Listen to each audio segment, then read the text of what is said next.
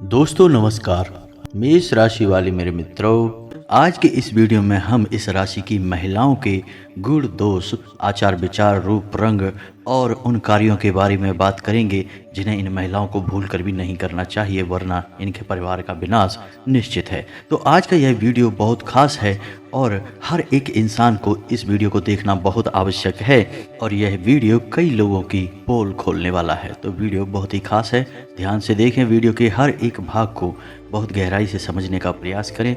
इस वीडियो से हर इंसान को कुछ ना कुछ सीख अवश्य मिलेगी, चाहे वह स्त्री है या पुरुष है, कोई फर्क नहीं पड़ता है। यदि पुरुष है तो वे भी वीडियो को देखें और जानें कि कौन से काम हैं जो महिलाओं को नहीं करने चाहिए, जिससे वे अपने घर की महिलाओं की द्वारा की जाने वाली गलतियों को सुधार सकते हैं। क्योंकि हमारे देश की संस्कृति में महिलाओं को पुरुष के समान ही दर्जा प्राप्त है, या यूँ कहे कि पुरुष से भी उच्च दर्जा प्राप्त है। उन्हें देवी का स्वरूप माना जाता है और किसी भी घर की महिला को उस घर की लक्ष्मी का साक्षात स्वरूप माना जाता है। तो वीडियो की शुरुआत करते हैं इस राशि की महिलाओं के गुण और दोषों के बारे में बात करके। लेकिन इससे पहले हम आपसे चाहेंगे कि आप पूरे भक्तिभाव के साथ कमेंट में जय माँ भद्रकाली लिखना ना भूलें। माता की आपके ऊपर कृपा बनी रहेगी। जी हाँ दोस्तों, तो चलिए बात करते हैं कि इस राशि की महिलाओं के क्या गुण होते हैं। सबसे पहला गुण इनका यही होता है कि इनका प्रेम बड़ा ही निस्वार्थ होता है। जी हाँ दोस्तों, ये अपने पति, अपने बच्चे, अपने परिवार के सदस्यों से बहुत अधिक प्रेम करती हैं और दूसरों की परवाह इतनी अधिक करती हैं कि अपने बारे में सोचना भूल जाती हैं। लेकिन इतना निस्वार्थ प्रेम करने के बावजूद भी इन्हें मन ही मन ऐसा लगता रहता है कि जैसे इनके परिवार के सदस्य इनकी कदर नहीं करते हैं, इनके विचारों को उतना सम्मान प्राप्त नहीं है, जिस वजह से अंदर ही अंदर इनका मन कुछ खिन्न सा रहता है। लेकिन ये बाहर ऐसा कुछ दिखाती नहीं है। जी हाँ दोस्तों, दूसरा गुण इन महिलाओं का यह होता है कि ये महिलाएं बहुत ही धार्मिक प्रवृत्ति की होती हैं, लेकिन धार्मिकता में इन्हें दिखावेबाजी बिल्कुल भी पसंद नहीं। इनकी धार्मिकता और भक्ति बिल्कुल शुद्ध होती है। जी हाँ दोस्तों, अब बात करते हैं इस राशि की महिलाओं के शारीरिक बनावट की। तो इस राशि की महिलाएं या तो बहुत दुबले पतले शरीर की होती हैं या फिर बहुत अधिक मोटे शरीर की होती हैं, लेकिन एक अच्छे स्वास्थ्य को पाने का ख्याल इनके मन में जरूर रहता है। लेकिन विडंबना तो यह है कि परिवार का ख्याल रखने के चक्कर में ये अपने बारे में सोचना भूल जाती हैं, जिससे इनकी सेहत दिनों दिन गिरती चली जाती है। जी हाँ दोस्तों, अब बात करते हैं शौक शान और पहनावे की। तो इस राशि की महिलाओं का पहनावा तो बहुत साधारण होता है, लेकिन इनका अंदाज शौकीन अवश्य होता है।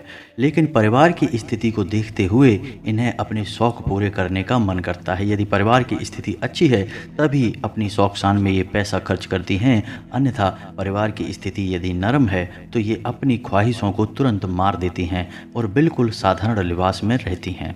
लेकिन इनका स्वभाव ज़्यादा फैंसी या ज़्यादा दिखावेबाजी वाला नहीं होता है। जी हाँ दोस्तों, स्वभाव की बात करें तो इस राशि की महिलाओं का स्वभाव बड़ा ही हंसमुख होता है, मजाकिया अंदाज रहता है। लेकिन परिस्थिति की गंभीरता को इस राशि की महिलाएं अच्छी तरह से जानती हैं, तो उसी के अनुरूप बर्ताव भी करती हैं, जिससे इन्हें सम्मान प्राप्त होता है। जी हाँ दोस्तों, कभी कभार ऐसा होता है कि इस राशि की महिलाओं का झगड़ा दूसरों से हो जाता है, लेकिन ये लोग अपने मन में किसी के लिए बैर नहीं पालते हैं। जी हाँ दोस्तों, जो लोग इनके साथ बुरा भी कर जाते हैं उनके लिए भी इनके मन में बैर नहीं होता है। ये उन्हें कुछ समय के बाद माफ़ कर देती हैं। जी हाँ दोस्तों, तो ये तो इनके स्वभाव की अच्छी अच्छी बातें थीं, लेकिन ऐसा नहीं है दोस्तों कि सब कुछ अच्छा ही होता है। अच्छे के साथ बुरे का मेल भी होता है। तो इनके स्वभाव में कुछ बहुत बड़ी कमियां भी पाई जाती हैं। सबसे बड़ी कमी इनके स्वभाव में यह पाई जाती है कि ये स्वार्थी प्रवृत्ति की होती हैं। जी हाँ दोस्तों, अपना हित देखने के चक्कर में ये किसी और का ख्याल नहीं करती हैं।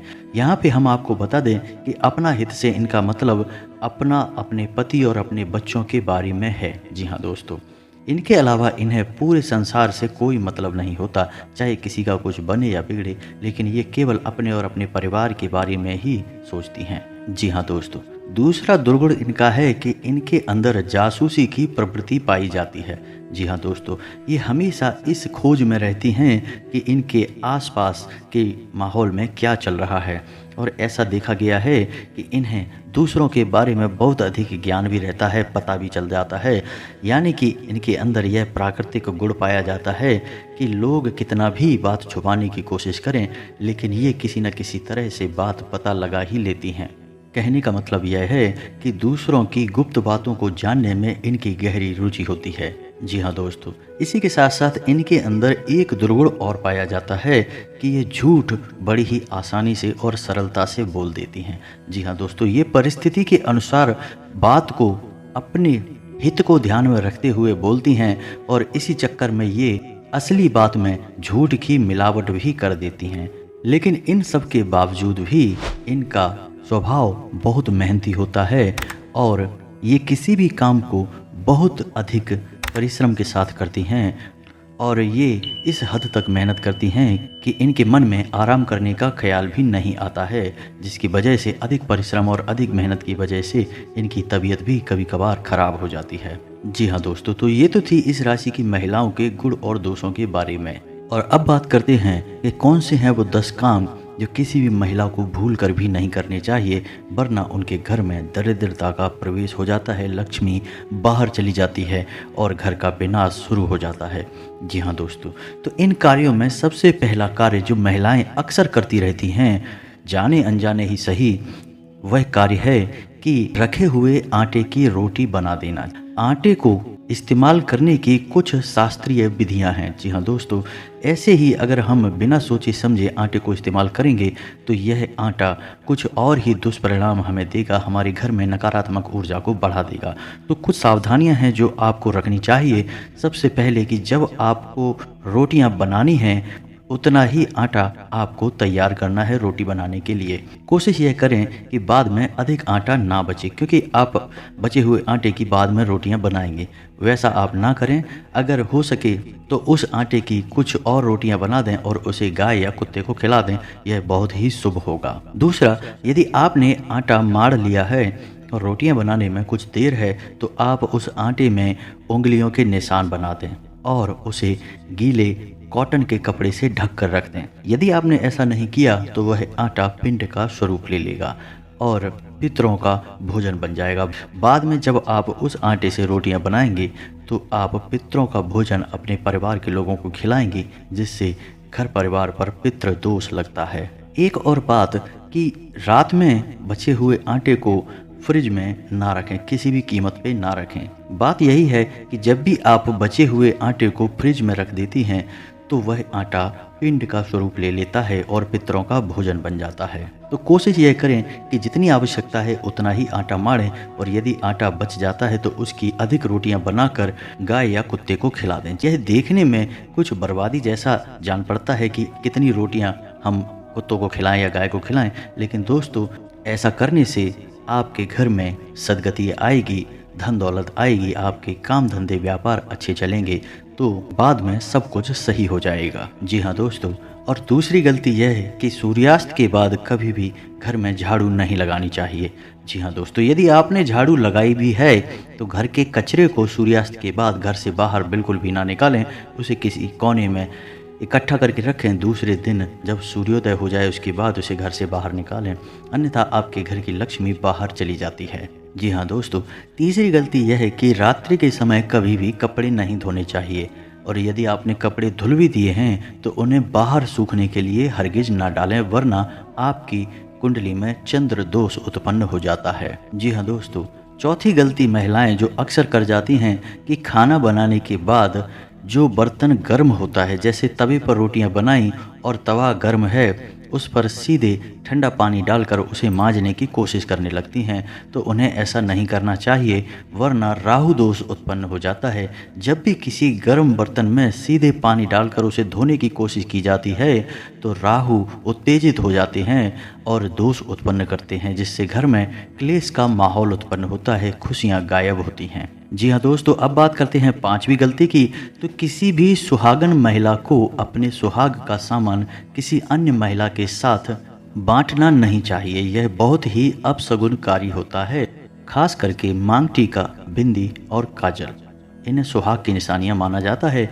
इन्हें किसी भी कीमत पर किसी अन्य महिला के साथ शेयर न करें, बांटें ना। जी हाँ दोस्तों, अब बात करते हैं छठी गलती कि जब भी महिलाएं घर के किचन में काम समाप्त करें तो कोई भी जूठा बर्तन घर की किचन में बाकी ना रह जाए और ना ही किचन गंदी हो। खास तौर से जिस चूल्हे पर खाना बन रहा है वह चूल्हा गंदा नहीं रहना चाहिए।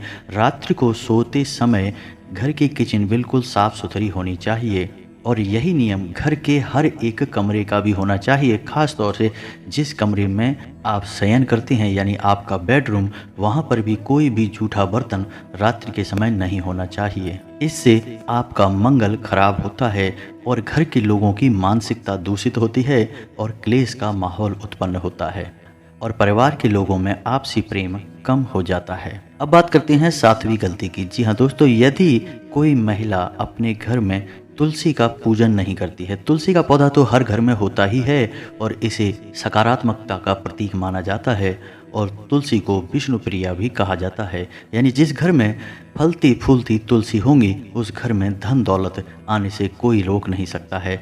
तो यदि कोई महिला अपने घर की तुलसी का पूजन नहीं करती है, दीपक नहीं जलाती है, तो यह उसकी बहुत बड़ी गलती है। तो उसे क्या करना है कि शाम के समय तुलसी के पास एक शुद्ध घी का दीपक अवश्य जलाना चाहिए और भगवान विष्णु और माता लक्ष्मी की पूजा आराधना अवश्य करनी चाहिए।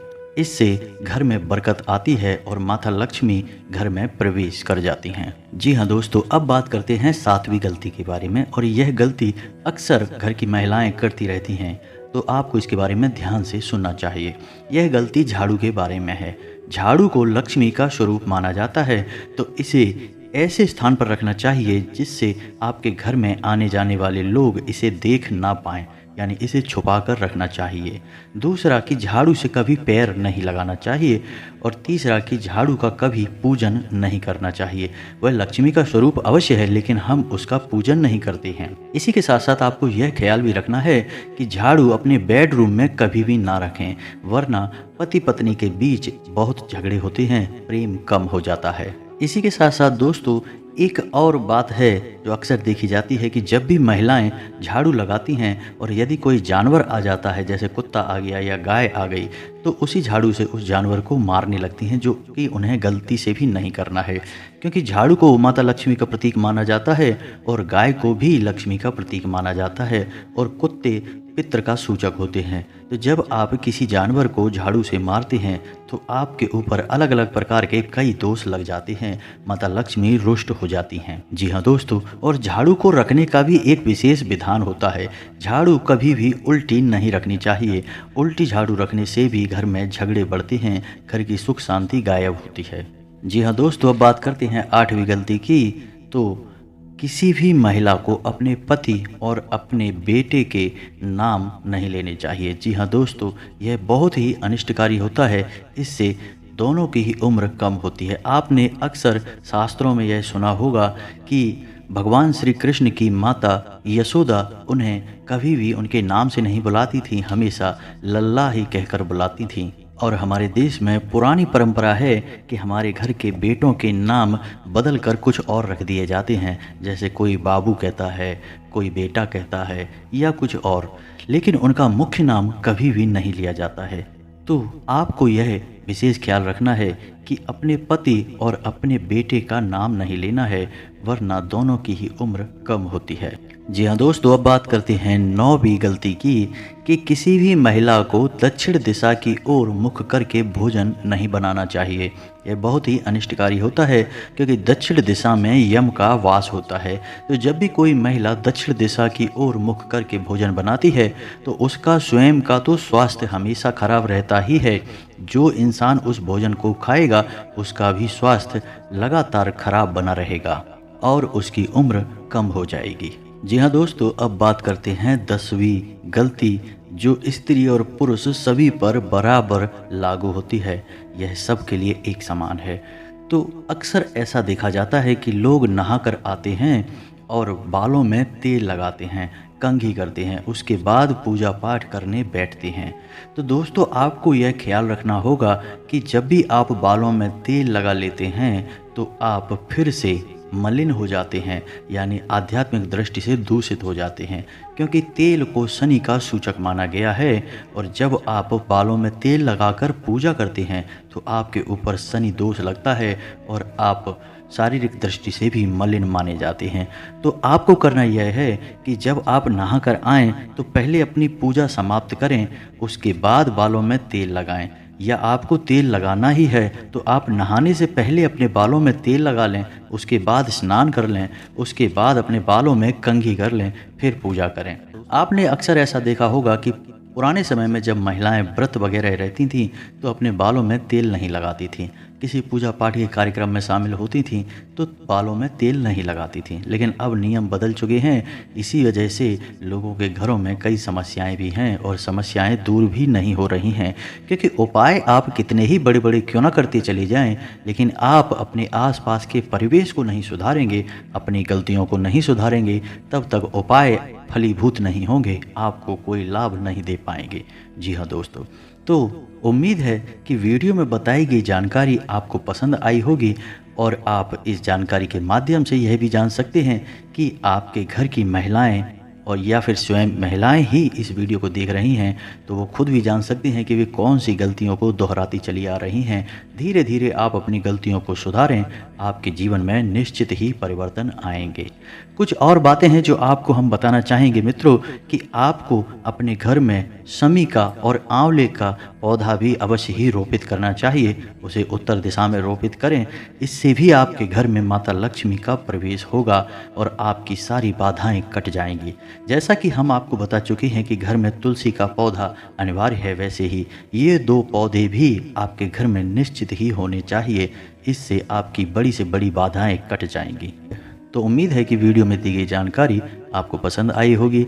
कमेंट में पूरे भक्तिभाव के साथ जय माँ भद्रकाली लिखें। जिनके साथ है माता भद्रकाली, उनका कोई बाल भी बांका नहीं कर सकता है। दोस्तों, यदि चैनल पर पहली बार आए हैं तो सब्सक्राइब करना ना भूलें, वीडियो को लाइक व शेयर भी करें और यदि आपके मन में कोई सवाल है तो कमेंट करें, हम आपके हर एक सवाल का जवाब देने की पूरी कोशिश करेंगे। मिलते हैं अगले ज्ञानवर्धक वीडियो में, तब तक के लिए धन्यवाद। जय माता की।